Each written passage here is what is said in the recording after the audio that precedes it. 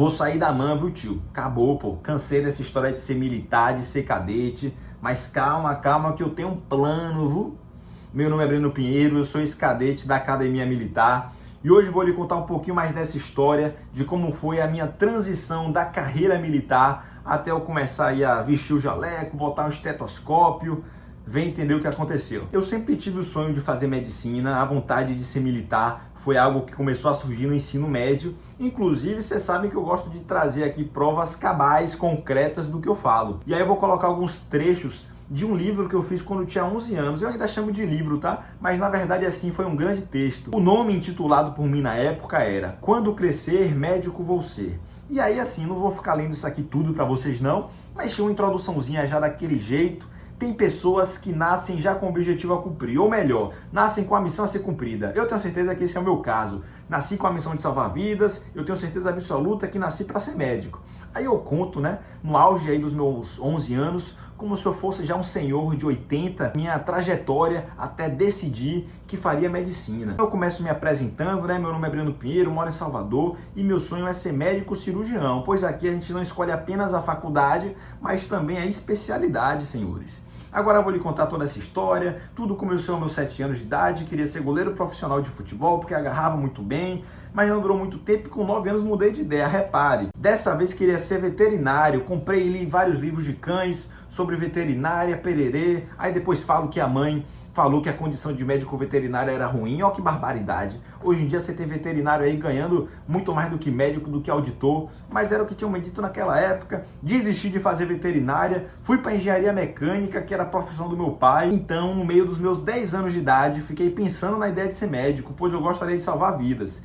E aí, com 11 anos de idade, decidi o que queria ser nesse grande mundo. Decidi minha vida, entre aspas. O homem já manjava da língua portuguesa, né? Aí eu até escrevo na segunda página, várias crianças por volta de 9 a 13 anos querem ser uma profissão quando crescer. Exemplo, jogador de futebol. E quando se tornam adolescentes mudam de ideia e mudam a profissão. Mas eu queria mostrar realmente que esse era meu destino. Então comecei a ler mais sobre medicina, comprei vários livros, vi vários vídeos de cirurgia e primeiros socorros pelo web e fiquei sabendo muito sobre o meu sonho, medicina. Mal saberia ele que não foi bem assim, né? No ensino médio mudei de ideia, fui pro exército, mas enfim, abafa essa parte. Aí outro tópico, minha paixão em medicina, eu falo algumas coisas. No tópico 2, passei a gostar mais de ajudar as pessoas quando estão machucadas. Tanto que no meio da 4ª série fiz um trabalho de supervisor médico do Vieirinha, que era o nome que eles davam à região do fundamental lá do meu colégio.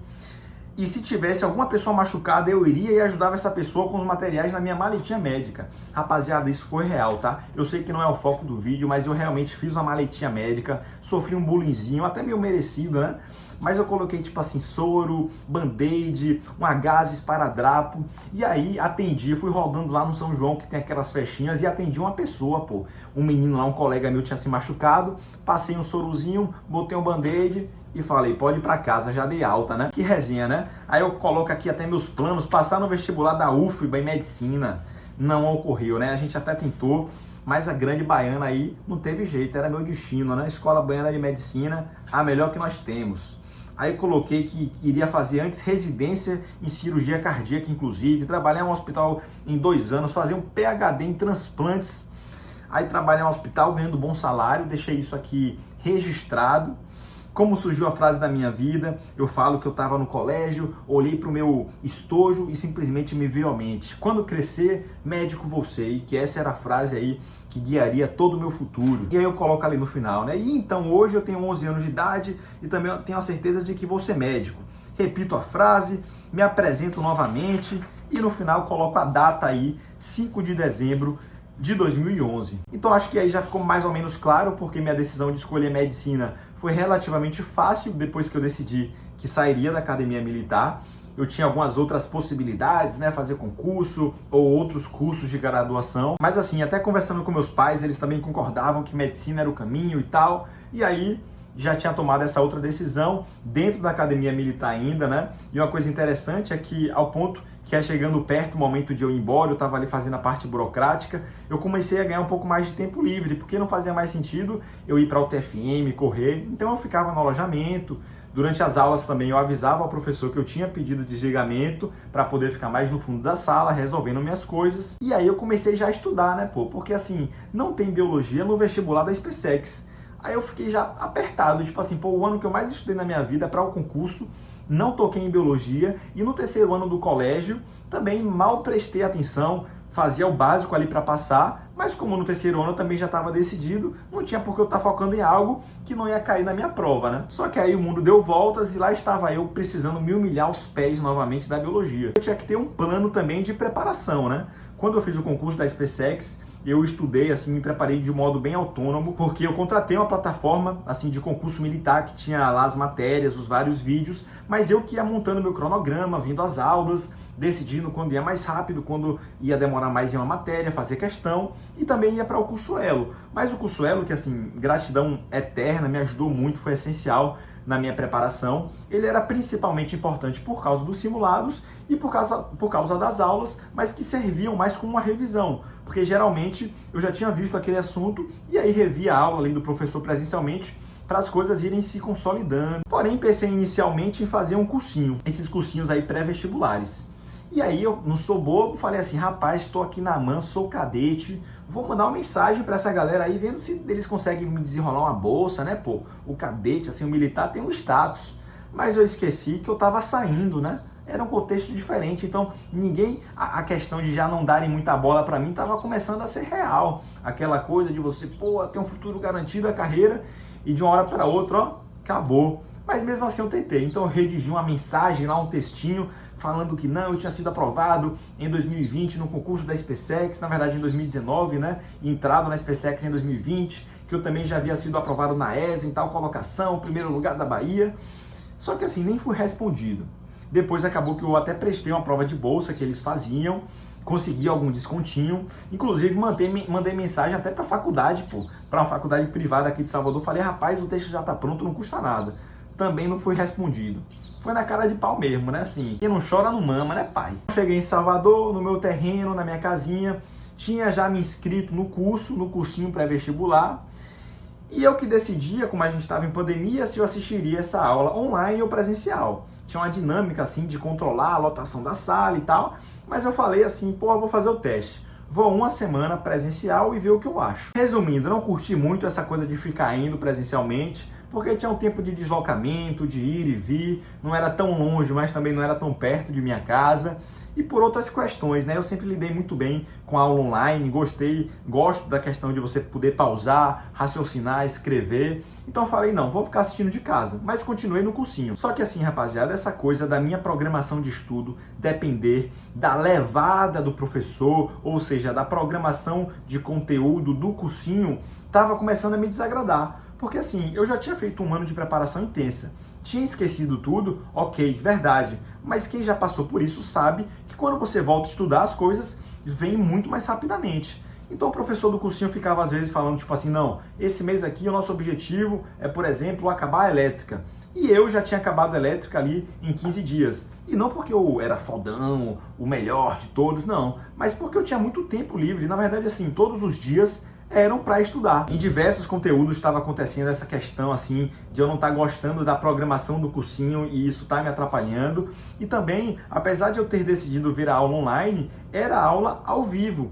E não fazia sentido também eu deixar para ver essa aula depois gravada, porque tinha uma demora para botar na plataforma. Nesse meio tempo eu comecei também a ver um conteúdinho ou outro ali no YouTube, já conhecia diversos professores do próprio YouTube que eu tinha usado na minha preparação, apesar de ter contratado a plataforma. O YouTube assim em relação à educação é coisa de louco, né, pô? Você consegue ver aulas sensacionais, muito didáticas, controlar o seu tempo e assim, por isso que eu fiz um vídeo lá atrás, um dos primeiros do canal, falando sobre essa coisa de preparação. Se você quiser ver, clica aí. Mas assim, essa coisa da autonomia, de você realmente ser o comandante do seu planejamento, para mim é inerente ao cara que vai ser aprovado e que vai ter um bom resultado, entendeu?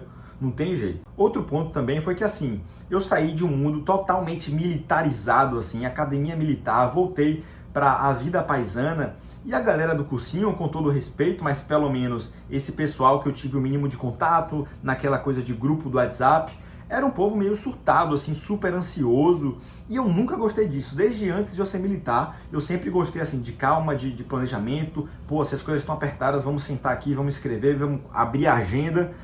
E aí, assim, imagine, depois então da formação militar, esse tipo de coisa para mim não era tolerável. Quando eu fui colocar na balança, pô, não tô gostando de ver as aulas.